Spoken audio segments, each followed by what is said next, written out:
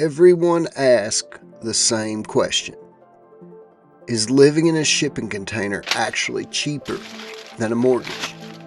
Or is it just a rich guy's hobby? The internet loves to romanticize off-grid life. They see the sunsets and the peace. They don't see the cost of the batteries, the struggle for water, or the price of insulation when winter hits the Ouachita Mountains. Today I'm going to attempt to answer all the questions in the comments, like, how do you afford this? How much did it cost? How do you handle so much solitude?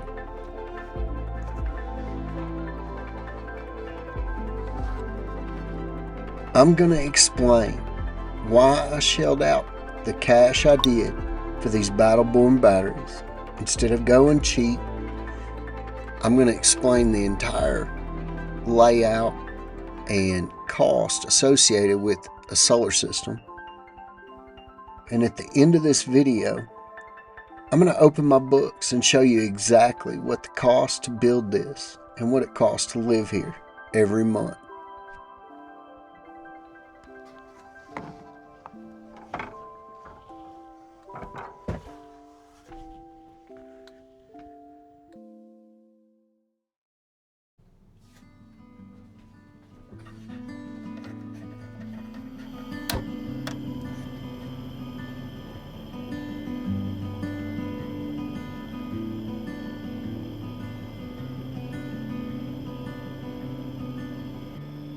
Skin likes your skin. Your scent draws me in. How did I secure this land? Let's see. I purchased it. I received a notification from Zillow stating this piece of property was up for sale. We'll just say it's 1 acre. And this piece of property was $4,000 to $5,000 an acre. I purchased it. I sold a piece of property that I currently own to purchase this piece of property. Personal property taxes on this piece of property are $300 to $400 a year. It's not that much. As far as zoning regulations, I live in rural Arkansas. The county I live in and the part of Arkansas I live in, there's not a lot of zoning to be had when it comes to non-permanent structures that aren't on a concrete foundation, and I don't have a septic system. I use a composting toilet, so I didn't really run into a lot of zoning issues. As far as access to this particular piece of property, I did purchase and access a easement from the timber company attached to the south of this piece of property. I paid about $8,000 for that, and then put in about another $4,000 worth of road and dozer work.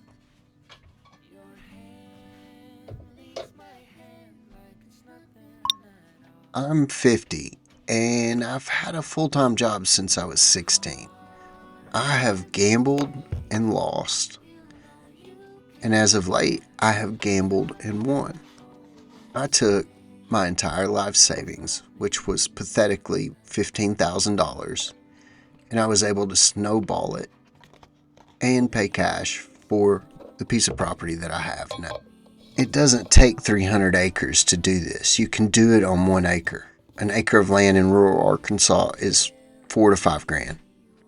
After purchasing my land and the easement to get to my land, I had enough cash to buy empty, used shipping container. At this point, I didn't have a mortgage. I kept working every day, living in an empty metal shipping container. I used every dime I made every week to make a little bit more comfortable my life. There were literally weeks where I would go to the hardware store and buy 3 sticks of tongue and groove pine to put up in this shipping container. And little by little, stick by stick, I was able to put together a livable space. It's not finished and it's not perfect, but it's getting there. All in all, I didn't retire. I just changed who I work for. Occasionally, I'll trade stocks, pick up local labor jobs when I need to, and the channel brings in a little bit, but not much.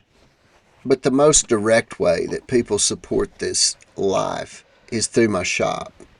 I design everything myself. If you want to grab a hoodie or a bar of charcoal soap, head on over to offgridhermit.com.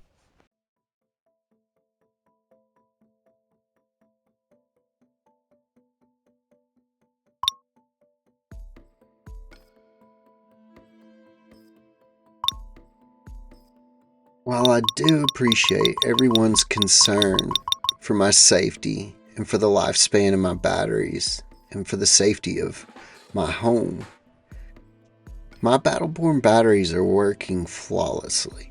I have zero issues with them. Now I know that Will is testing them over on his channel, and I would be interested in watching one of those tests go down. I've seen all 3 of his videos related to Battleborn, but I've yet to see the actual test that he is doing on them. Now things may change next month, but as of now, my batteries, the average temperature on the positive and negative terminals is 61 degrees, 59 to 61 degrees Fahrenheit. They are working flawlessly. Yes, they were expensive. I bought them 3 years ago when there wasn't a bunch of cheap Chinese batteries running around the market. Generic batteries at the time were selling for the exact same price as Battleborn batteries.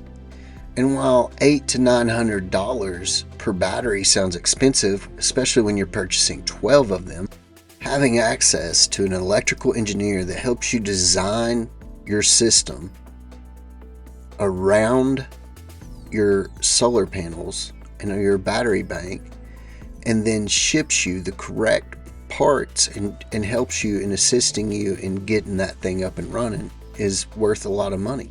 Now this is a 300 amp hour system, and I paid about 14 grand for it. That included all the Victron components. So literally I paid less than probably $600 per battery for the batteries. And this is 3 years ago when there wasn't a bunch of cheap Chinese batteries running around the US. If I was building the system again today, I would definitely explore all avenues as far as these cheaper, more economic batteries. I believe at today's prices, you could probably build a system 3 times bigger than this as far as storage capacity for the same price. So sure, I would do things differently. This is 3 years ago. I can't go back in time. I did buy my solar panels secondhand from a guy who salvages used solar panels. Not used ones, but ones that have been involved in train derailments and truck wrecks. They were brand new, sitting on a pallet. I think I paid a couple $100 a piece for them. Maybe $180 a piece. These are 6 535 watt Jinko bifacial solar panels. Love them. For all you hacks out there like me who are trying to put together a system like this and do it on your own and be the labor yourself, do yourself a favor. Hire a professional to at least come out and consult you. For every 2 days worth of work you do, you should have a 4-hour consultation where someone comes out and looks over your work.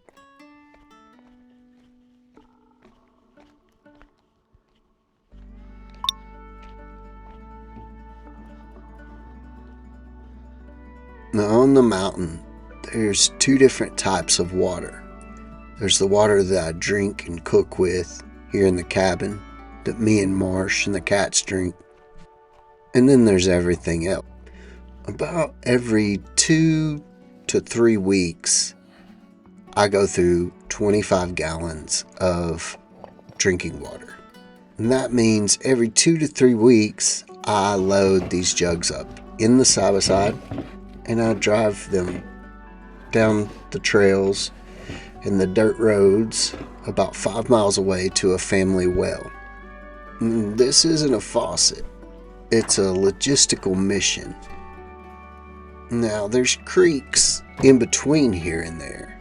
And if something happened and I had to drink out of those creeks, they are perfectly drinkable. I've drank that water out of there so many times, and it's really good. But I do prefer it to come out of the ground. Come on.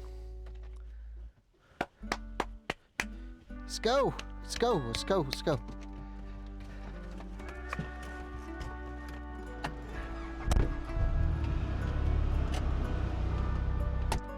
Well, while 5 miles sounds like a lot, you know, it's a perfect excuse to get out and drive down a dirt road, jump in the Polaris, and just enjoy the next hour and a half of your life. It is strange to people who have running water, but I really, really enjoy hauling my water. I don't know why. I do have plans to get a well at some point, and I can't wait for that to happen. That would be such a blessing to have, but I really don't mind hauling my water. I can tell you, I can almost guarantee you that I'm a lot more efficient with water than 90% of people in a city somewhere.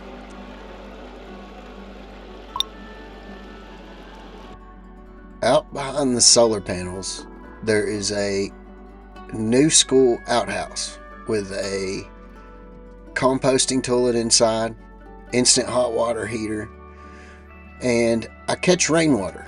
This is where I get my second form of water. The water comes off the roof behind over my bathhouse behind the solar shed. It goes down into this 330-gallon tote and is pumped out the bottom by a 110-volt sea-flow pump.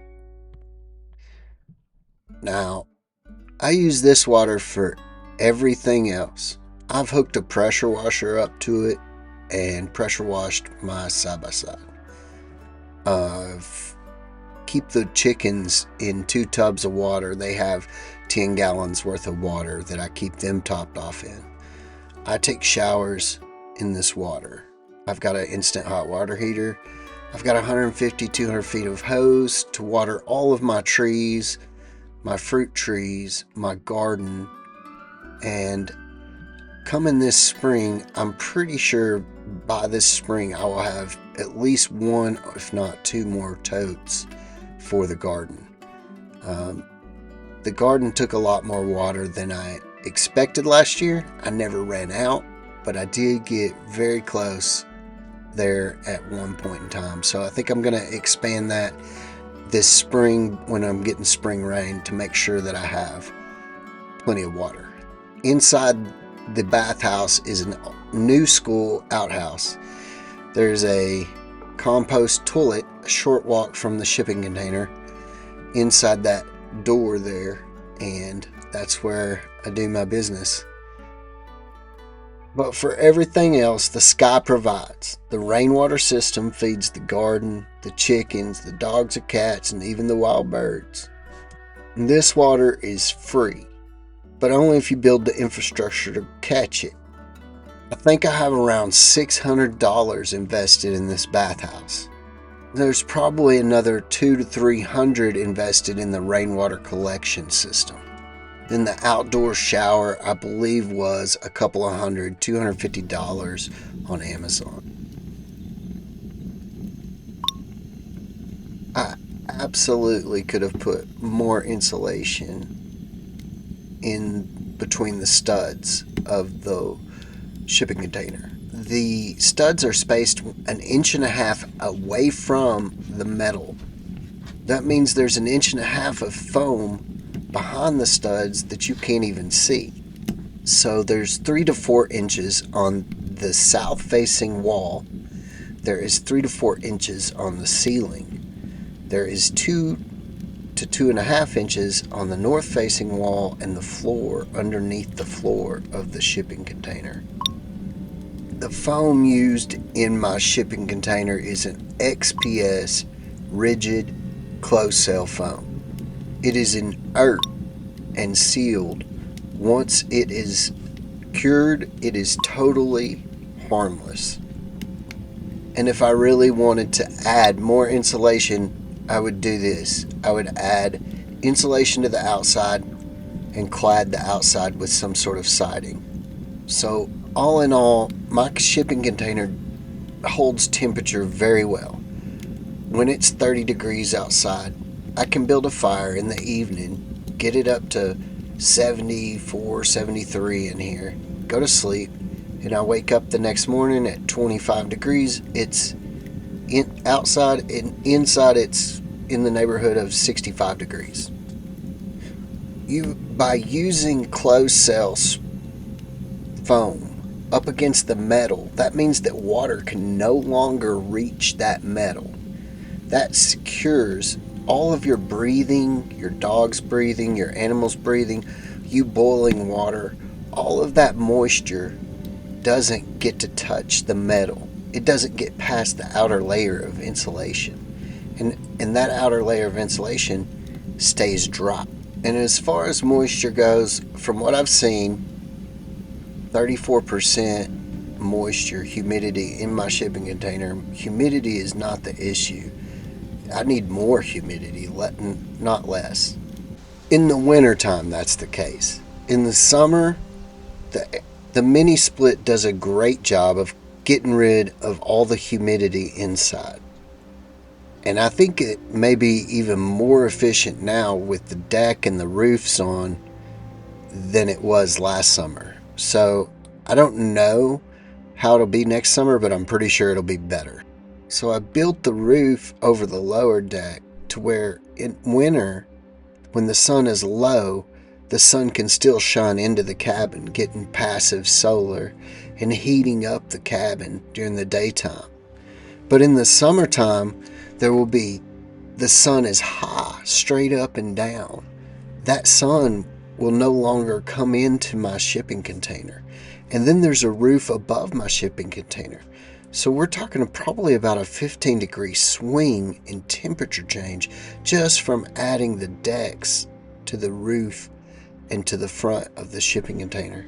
And keeping your shipping container, keeping your anything you build south facing. I just think that's a great installation. When you look at how they build the earth ships and stuff out in New Mexico, you learn a lot about winter solstice and summer solstice and how to collect that sun when you want it and keep it out when you don't. There is one side effect of insulation, of the spray foam insulation, that nobody talks about, but it saved my sanity. The acoustics. The acoustics have changed so much. Remember, I slept in this thing for probably 6 months to a year before I got insulation in it. I got to experience thunder and lightning and heavy, heavy rains and some of the strongest winds I've ever experienced in my life, all without insulation. A shipping container is basically a giant steel drum. Before I put these walls up, if a pine cone hit the roof, it sounded like a gunshot. An acorn sounds like a gunshot. In a thunderstorm, you couldn't even think straight. It would just rattle you right out of bed. The insulation didn't just stop the heat, it killed the vibration. It turned this can into a recording studio. Now, when the storm rolls through in the Ouachitas, I may not even know it until the next morning when I get out of bed. And I walk outside and I'm like, oh, it's storming outside. It created a barrier against the chaos. When I shut the door, the wind can be howling at 40 miles an hour outside. But in here, it's dead silent. And out here, that silence is everything.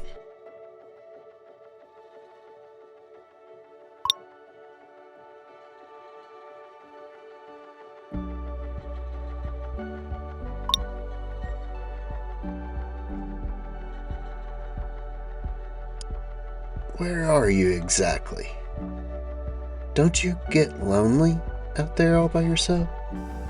The Ouachita Mountains, stretching across Arkansas and Oklahoma, are renowned for providing a sense of deep, tranquil, and unplugged serenity. The Ouachitas are often described as having an aching, cold steel quiet during the winter evenings. This region is prized by its inhabitants for its seclusion and in many areas lacks a very low level of noise pollution. Some people run from silence, but I came here in search of it. People often ask if I get lonely out here. In the deep folds of the Ouachita Mountains, where the roads turn to gravel and cell phone is non-existent, to them this is isolation. But the thing is, I'm not lonely. I'm just not alone. There's a difference when you're deep in the forest and you realize how alive everything is. The Ouachitas aren't a silent place. They are filled with their own kind of noise. It's the rustle of the white-tailed deer, the call of the wild turkey, or the steady and ancient humming of the wind in the short-leaf pines. When I sit here, and I'm surrounded by the oldest mountain range in the region, which has been standing here for millions of years, that's pretty good company. I spend a lot of time contemplating my decisions to build high up on the mountain, on this knoll, where there's not very much space for gardens. There's not very much space for additional structures like saunas, hot tubs, or outhouses. If I ever do get a well, I don't know that I'll be able to get it up here by the shipping container. I think I'll have to get it lower down in the bottomland part of the land. I'm not for sure that a well truck could get up here to drill a well. I think about all the dollars wasted, money that just disappeared in thin air, like the money I spent on an easement, the money I spent on this solar. That money could have been so much more effective in a suburb, in a subdivision, in Little Rock, Arkansas, or some town somewhere. Then I think about the smell of the homestead purples in the springtime up on high on the mountain, and the fields of just beautiful, beautiful purple flowers, the bluebells coming out right after that. I think about the muscadines in late summer and all the fall colors of the hardwoods of the Ouachita Mountains, and I think there is no way that I would trade any of this for any mansion in any city. The experience of building this house, building this container up here on this mountain, has taught me so much about me. It has taught me so much about these mountains. And I wouldn't be willing to trade that for anything. I would absolutely, 100%, without a doubt, do it again tomorrow. And I guess the next question, and the question that I promised to answer, was how much did all this cost to build? These are the numbers I came up with. This is what the price of admission was. This was the check I had to write to get the key to this life.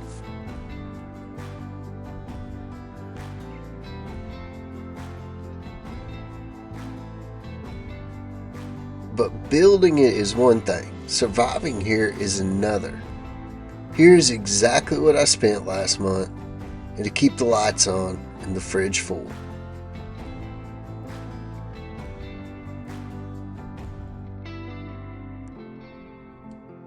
And this is what we got up to.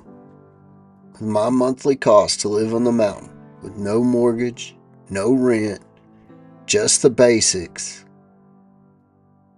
That's the price of my freedom. We'll see you in the next one.